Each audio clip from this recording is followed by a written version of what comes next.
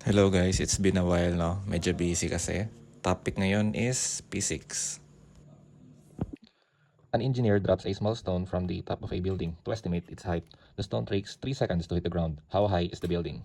In order to solve this, dapat familiar tayo sa formula na or kinematic equation na ito. H yung ating displacement, VO naman yung initial velocity. T natin is time. G is for gravitational acceleration. So yun, ito yung common na kinematic equation na ginagamit pag nasusolve tayo ng free falling bodies.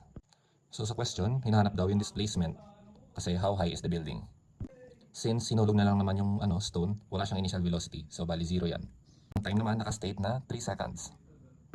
And ang ating gravitational acceleration is may constant value na 9.81 meter per second squared. Input natin values no. VOT, initial velocity multiplied by time. Ito. Plus 1 half. G natin is ang 9.81 meter per second squared and may time tayo na 3 seconds na naka-squared according to our formula. Cancel out na to. 1 half multiplied by 9.81, we have 4.905 meter per second squared. Ang 3 seconds squared naman is 9 seconds squared. Multiply natin, cancel out yung 2 seconds squared. So, matitira na lang yung is meters natin. Multiply mo sila, we have a value of 44.19 meters. So, letter C. Yun lang.